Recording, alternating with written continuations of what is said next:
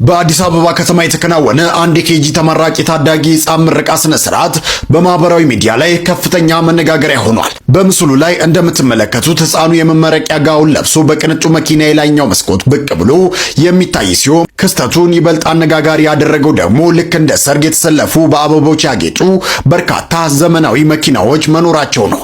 ድርጊቱ የልጁን የቤተሰብ አቅም ቢያሳይም ብዙዎችን ግን አከራክሯል። አንዳንዶች እንዲህ አይነቱ የተጋነነ የቅንጦት ዝግጅት ለታዳጊ የወደፊት ስነ ልቦና እድገትና ለትምህርት የሚኖረው አመለካከት ላይ አሉታዊ ተጽዕኖ ሊያሳድር እንደሚችል ይናገራሉ። የናንተ ይሄ ምስላችን የኮንስትራክሽን ሴፍቲ ባለፈው ሳነሳ ስለነበረ ከወደ ቻይና አካባቢ የተወሰደ ነው። ቻይናዎች ሳይት ላይ እየሰሩ ነው አሉ እና ከቻይና ልምድ እንቅሰም ነው ያለኝ አንዱ። አልቀስምም እንዴ ይሄን ልቅሰም እንዴ ብዬ ይሄ ነው አሁን ደገፈው ነው የሚባለው። እኔ አልገልጸውም ይቅር ምን ጉድ ነው ምንድነው? እኔ ካንነጋገር አንዳንዴ እኮ ቃላት ይጠፋል እኮ እንዴ። ቻይናዎች እሸቱ አፈቀላጤ ነው በጣም ከሚገርመኝ እኛኛ ሲመጣ ጎንበስ ይያለ እሻባስ በጣም ለስላሳ እንደበስ ነው ያለው። እኛን አላቆየንም በደቂቃ ነው ያሳመነን። እንደዚህ አርጌ ምንድነው ያለን ፕሮጀክት ልሰራላችሁ የሆነ እቅድ ምናምን በቃ አቅዳችሁ ሰጡኛላችሁ ሰራላችኋለሁ ነበር ያለው እንጂ እንደዚህ አይነት የተዳፈነ የታሪክ ብልሽት ያመጣል ብለን አላሰብንም ነበር። ሰላም የተወደዳችሁና የተከበራችሁ ውድ ቤተሰቦች፣ ዛሬም እንደተለመደው አስተማሪና ቁም ነገር አዘል የሆኑ መረጃዎችን ይዤላችሁ ቀርቤያለሁ ወደ ቪዲዮቹ። ከዛ በፊት ግን ለዚህ ቻናል አዲስ ሆናችሁ ቻናላችን ላይክ እና ሰብስክራይብ እንዲሁም የደወል ምልክቱን በመጫን ይህን ቻናል መቀላቀል ትችላላችሁ። ወደ ቪዲዮቹ በመጀመሪያ እንግዲህ ይዤላችሁ የመጣው ቪዲዮ ምንድነው የእመቤታችንን የሰሚነሽ ኪዳነ ምሕረትን ድንቅ ተአምር ነው። አንዲት እህታችን በሆነ አጋጣሚ ልጅ ሞቶባት ነበርና ወደ ኪዳነ ምሕረት መጣ የልቧን ነግራት እንግዲህ ልጅ ሰጥታታለች። ስለዚህም ነገር ተከታትለን እንመለስ። ዛሬ 3 ዓመት በፊት እርጉዝ ነበርኩኝና ልጄ በስኳር በሽታ ሞተችብኝ። ከዛ እዚህ መጣሁኝ ሰሚነሽ መጥቼ አለቀስኩኝ። ለምን ሰጠሽ ነሳሽኝ አልኩና ነገርኩት። ያው በአመቱ ሴት ልጅ የሞተችብኝን መልሳ ሰጣኛለች። እመቤቴን አመስግኑልኝ። ተመልካቾች ደስ የሚል ነገር የተመለከትነው። እስኪ እናንተም እመቤቴ የልባችንን መሻት ፈጽሚልን እያላችሁ ኮሜንት ላይ ጻፍ አድርጉልኝ። ወደ ቀጣይ ቪዲዮ ነው። በመቀጠል ደግሞ ይዤላችሁ የመጣው ቪዲዮ ምንድነው እሸቱ እንደምናውቀው አንድ ሰሞን ዋልድባ ገዳም ላይ ሄዶ ቪዲዮ ሰርቶ ነበር። የዋልድባ አባቶች መጥተው ደግሞ ይቅርታ ምናምን ተባብሎ ነበር፣ ግን ደግሞ በድጋሚ እሸቱ አጭበርብሮናል ብለው ቪዲዮ ሰርተውልናል። ይሄን ቪዲዮም ተከታትለን እንመለስ። እሸቱ አፈቀላጤ ነው በጣም ከሚገርመኝ እኛኛ ሲመጣ ጎንበስ ይያለ እሻባስ በጣም ለስላሳ እንደበስ ነው ያለው። እኛን አላቆየንም በደቂቃ ነው ያሳመነን። እንደዚህ አርጌ ምንድነው ያለን ፕሮጀክት ልሰራላችሁ የሆነ እቅድ ምናምን በቃ አቅዳችሁ ሰጡኛላችሁ ሰራላችኋለሁ ነበር ያለው እንጂ እንደዚህ አይነት የተዳፈነ የታሪክ ብልሽት ያመጣል ብለን አላሰብንም ነበር። እኛ እንደሸወደን እኛ እንዳታለል እነሱን ማታሏቸዋል። ምክንያቱም ምንድነው ያታላቸው በርሰውት ሚዲያ ምንድነው ብሎ የነበረው አይ እነዚህ አባቶች ሲያስተላልፉ ስህተት ነው እሸቱ ዋልባን ቀበርክ ጥሩ አይደለም ጥሩ ነገር አልተናገርክም የሴት ገዳም ብሎ ማስተላለፉ በፍጹም ተቆጭተናል እኛ በዚህ በኩል በጣም ተናደናል ብሎ አባቶች አስተላልፉ። በየትኛው መንገድ ገፍቶ በየትኛው አማርኛ እንዳሳመናቸው ግን አናውቅም። ከሆነ ቀን ቆይታ በኋላ ሄደው አይ አንተ እኮ እንደዚህ ነህ እንደዚህ ቅልስልስ ብለው እንደው አንተ ማትወቀስ ሰው ነህ ለስራ ለልማት ብለህ ነው ለልማት ተብሎ ለገንዘብ ተብሎ ታሪክ አይለወጥም አይቀየርም። ተመልካቾች ቪዲዮ እንደተመለከታችሁት ነው። እንግዲህ ምን ትላላችሁ? ስለ ቪዲዮ ሰማችሁና ሀሳብና አስተያየት ኮሜንት ላይ አስቀምጡልኝ። ወደ ቀጣይ ቪዲዮ ነው። በመቀጠል ደግሞ ይዤላችሁ የመጣው ቪዲዮ ምንድነው እንግዲህ ዳኒ ጺሞ ሳይፉ ላይ ቀርቦ ብዙ ነገሮች እንዳወራና እንደተጫወተ ሁላችንም እናውቃለን። ይሄን በተመለከተ ደግሞ የተለያዩ አክባሪ አርቲስቶች እንግዲህ በዚህ መልኩ ስጦታና የተለያዩ ነገሮችን አበርክተውለታል። ስለዚህም አንዳንድ ነገር ይላችሁ መጥቻለሁ። ተከታትለን እንመለስ። ትላንት ህመምና ብቸኝነት የተሰማው ዳኒ ዛሬ በስራ አጋሮቹ መካከል እንደ ንጉስ ከፍ ብሏል። የአርት ሰዎች ባደረጉት አስደናቂ የክብር ምሽት ጥበብ ውለታዋን መመለስ እንደምትችል በተግባር አሳይቷል። ትላንትና ራበኝ በሚል ቃል ውስጥ አርት ምን ያክል ዋጋ እንደምታስከፍል በአንድ ቃል ሺህ ሚስጥርን ያስተላለፈው አርቲስት ዳኒ ጺሞ ዛሬ ግን ቃል አጥሮታል። ቃላት ያለኝ ይመስለኝ ነበር፣ ለካ ከቃል የለኝም። ዋጋ ያስከፈለችው ጥበብ ዛሬ በልጆቿ የሚገባውን ክብር ሰጥተዋለች። የእውነት ከልቤ ነው ደስ ያለኝ። ሰዎች በሕይወት ሲለዩን ብቻ የሚመሰግኑባት ምድር ላይ በሕይወት እያሉ ስላረከው ነገር ሁሉ እናመሰግናለን ብሎ እንደ ማክበር ደስ የሚያሰኝ ነገር ነው። ይህ ምሽት የአርቲስት ዳንኤል ብቻ አልነበረም። የኢትዮጵያ አርቲስቶች የአንድነት የፍቅርና የመደጋገፍ ትልቅ ማሳያ እንጂ። ክብር ለዳኒ ጢሞ፣ ክብር ለአርቲስቶቻችን። ተመልካቾች ቪዲዮ እንደተመለከታችሁት ነው እንግዲህ ለጥበብ ሰው እንደዚህ አይነት ነገር ነው የሚገባው። ብዙ የለፋ ሰው ነው፣ ግን ደግሞ የለፋበትን ነገር አላገኘም፣ ምንም የተጠቀመው ነገር የለም በማለት እንግዲህ የሚያከብሩትና አንጋፋ አርቲስቶች ይህን ነገር አዘጋጅተውለታል። በክብርም ስጦታ ሰጥተውታል። እስኪ እናንተስ ምን ትላላችሁ? የተሰማችሁ ነገር ኮሜንት ላይ አስቀምጡልኝ። ወደ ቀጣይ ቪዲዮ እንሂድ። በመቀጠል ደግሞ ተመልካቾች እንግዲህ ከሰሞኑ የኢቢኤስ ጋዜጠኛ ጥሩ ሁኔታ ላይ አይደለም የተባለ አንዳንድ ነገሮች እየተናፈሰ ነው። ስለዚህም አንዳንድ ነገር ተከታትለን እንመለስ። ይህንን ነገር በየቀኑ መጠቀም ግዴታ የሆነባችሁ ወገኖቼ እግዚአብሔር ፈጽሞ ይማራችሁ። በእውነት የምንጠቀመው ነገር ምን ያህል ውድ እንደሆነ የሚገባል ስናጣው ነው። እና እኔ ከዚህ በፊት ሀና የምትባል ወጣት በኦክሲጅን የምትጠቀም የማናገር እድል ገጥሞኝ ነበር እና በወቅቱ በጣም ተደንቄባት ነበር። ጠንካራ ነች ብዬ አሁን እኔ ገጥሞኝ ሳየው ጠንካራ ነች ያልኩበት ሌቭል በጣም ዝቅተኛ ነው። ከዛ በላይ ጠንካራ ነችና የኢቢኤሱ ጋዜጠኛ ምንድነው ያጋጠመው? በኢቢኤስ ቴሌቪዥን እንግዲህ የ2030 ፕሮግራም አዘጋጅ የሆነው ጋዜጠኛ ጌታሁን አሰፋ አንድ አስገራሚ የተባለ መልእክትን አስተላልፏል። የኦክሲጅን ማሽን በየቀኑ መጠቀም ግዴታ ለሆነባችሁ ወገኖቼ እግዚአብሔር ይማራችሁ። ፈጣሪ በነፃ የሰጠንን ነገር ምን ያህል ውድ እንደሆነ የምንረዳው ያን ነገር ስናጣው ነው በማለት መልእክትን አስተላልፏል። ታዲያ ጋዜጠኛው ይህንን ያለው ታሞ በሆስፒታል ተኝቶ አይደለም። ይልቁንስ በቻይና አንድ ከፍተኛ ቦታ ላይ ለጉብኝት በሚወጣበት ወቅት ቦታው ላይ የአየር እጥረት ስለሚያጋጥም እሱን ለመደገፍ ኦክሲጅን እየተጠቀመ በነበረበት ወቅት ነው። እውነት ነው፣ ፈጣሪ በነፃ የሰጠንን ነገር በዋጋ ቢተመን ሁላችንም ዛሬ ላይ ባልኖርን። እናም ሁላችሁም ባላችሁ ነገር አመስጋኝ ሁኑ።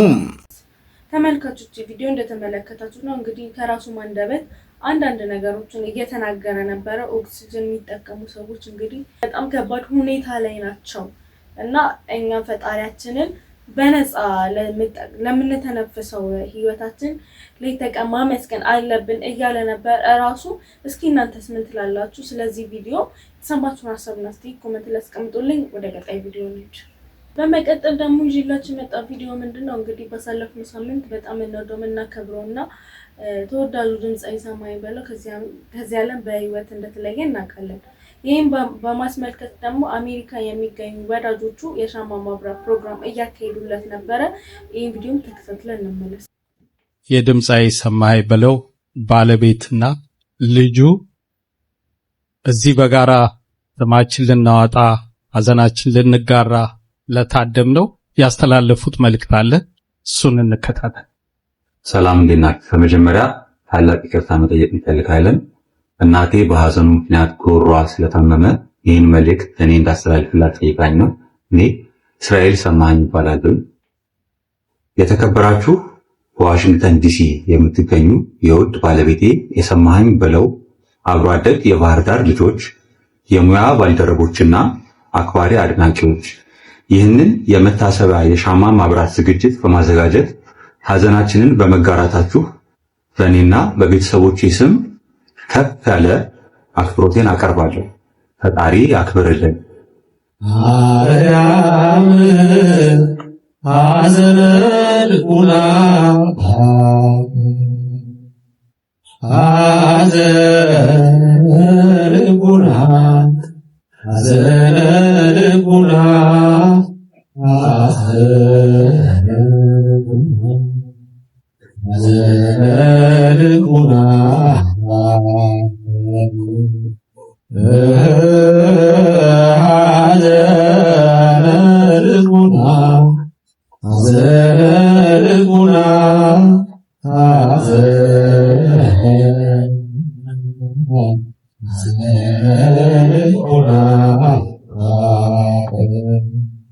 ማርያም የልብ ሐዘን ማርያም የልብን ሐዘን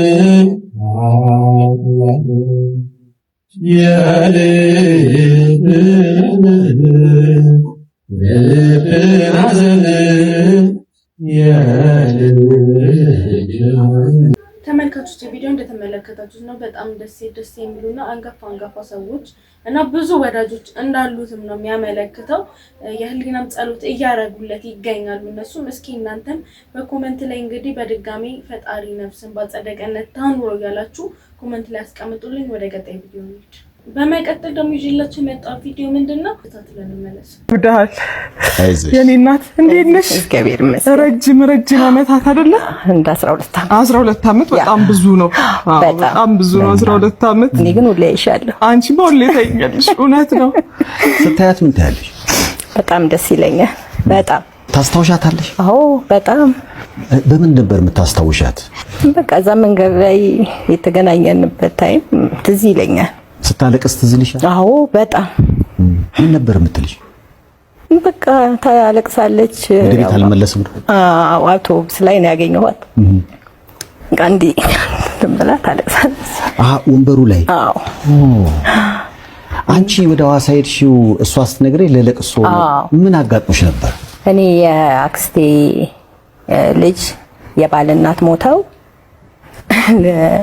አንዱ ለቀን እዛ ቆይቼ የተመለስኩኝ።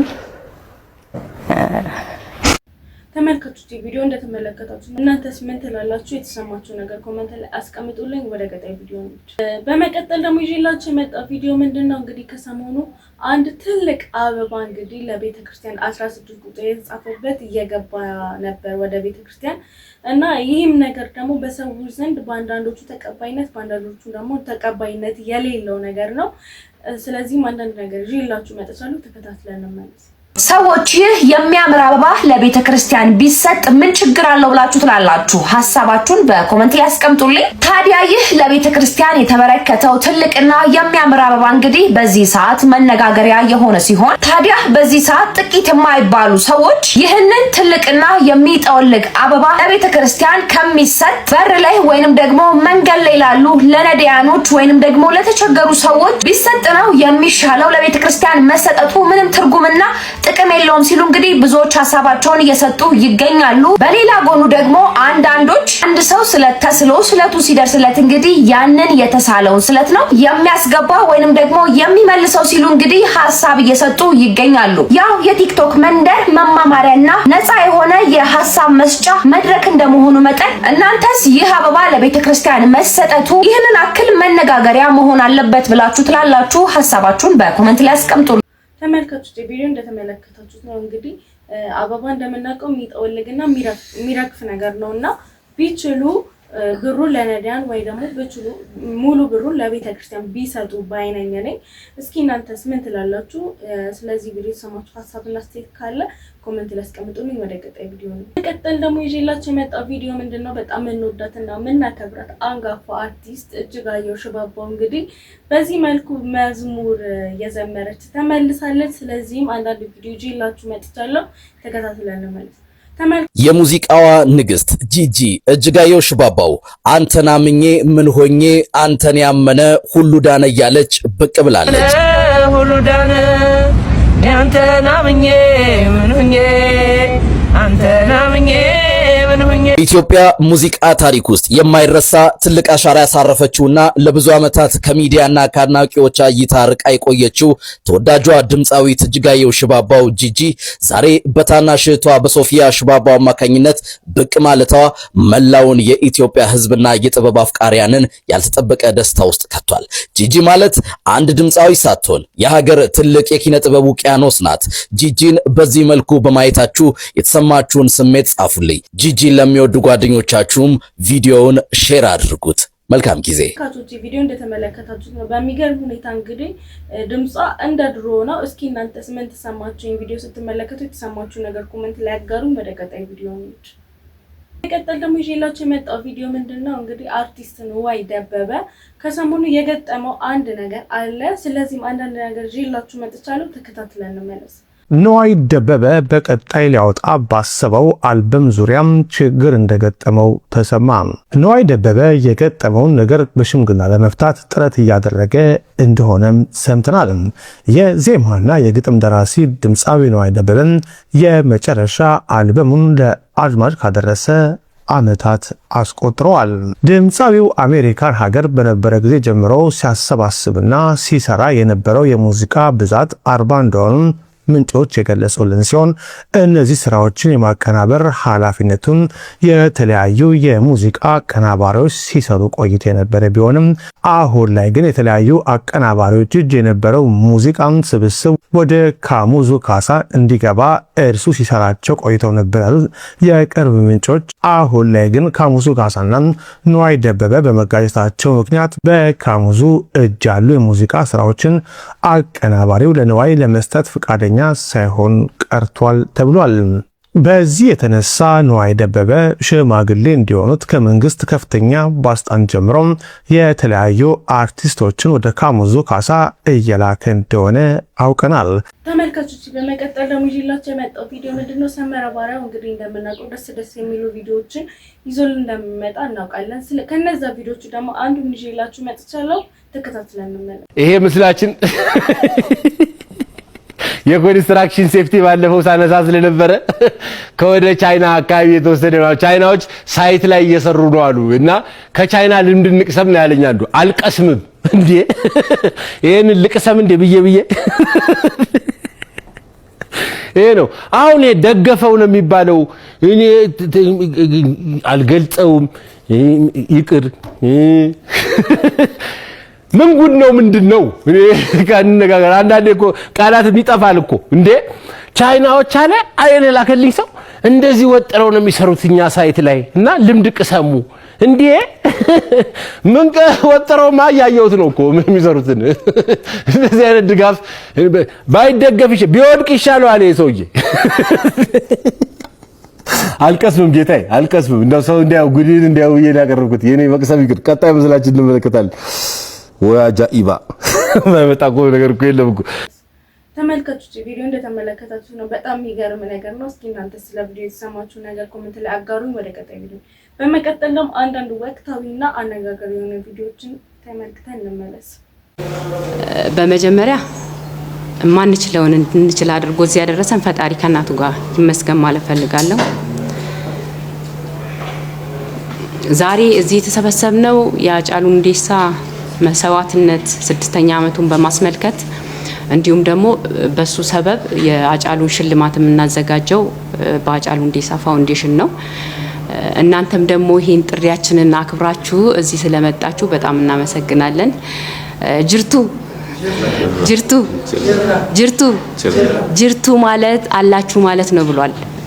ይሄ ንግግር ያጬ ንግግር ነውና በድጋሚ ጥሪያችንን አክብራችሁ ስለመጣችሁ ባጬ ስም አመሰግናለሁ። እናመሰግናለን። የሃጫሉ ሁንዴሳ ሽልማት የሚዘጋጀው በየአመቱ የአጬን መስዋዕትነት በማስመልከት ነው። በማስመልከት የሚካሄድ የዘፈን ወይ ደግሞ የሙዚቃ ስራዎችን አንድ ላይ ለቅመን እሱም የሚለቅመው ወይ በዌብሳይት የሚመዘገቡ አሉ።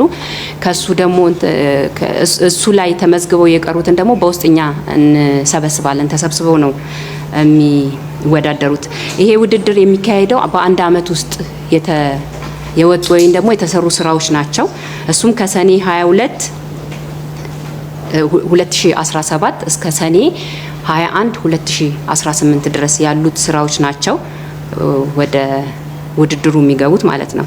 እነዚህ ስራዎች ሶስት አይነት እንትን አላቸው ወይ ደግሞ ሁለት አይነት ነው አካሄዱ ማለት ነው። መጀመሪያ የተሰበሰቡት ኮሚቴው ይሰበሰብና ባለሙያዎቹም አንድ ላይ ሆኑና ያ የተሰበሰበው አልበምን ጨምሮ 250 ዘፈኖች ናቸው። እነዛ የተሰበሰቡት መጀመሪያ ይጣራሉ። ከተጣሩ በኋላ ወደ ዳኞች ይሄዳሉ። ዳኞች ለተሰጣቸው ዘፈኖች በካታጎሪው መሰረት ነጥብ ይሰጡና ይመልሳሉ። ነጥብ ተሰጥቶ ከተመለሰ በኋላ ያኛው ይደመርና ቶፕ 10 ይወጣል። ከቶፕ 10 ውስጥ ደግሞ ተመልሶ ወደ ዳኛ ይሄዳል። ዳኛ አሁንም ለቶፕ 10 ነጥብ ከሰጠ በኋላ ከተመለሰ በኋላ ቶፕ 5 ይወጣል። ያ ቶፕ 5 ደግሞ ለህዝብ ይወጣል ማለት ነው። ዳኞች እዚህ ላይ የተሳተፉት ወደ 32 ዳኞች ይሆናሉ። ዳኞች ናቸው። ቶፕ 5 ወደ ህዝብ የሚወጣው 10% ለህዝብ ነው። 90% በሙያና በባለሙያ የሚታይ ነው። እነዚህ ሽልማቶች በአጠቃላይ የሃጫሉ ሁንዴሳ ፋውንዴሽን የሚያዘጋጀው አዋርድ ሽልማቶቹ 11 ናቸው። 11 ዘርፎች አላቸው።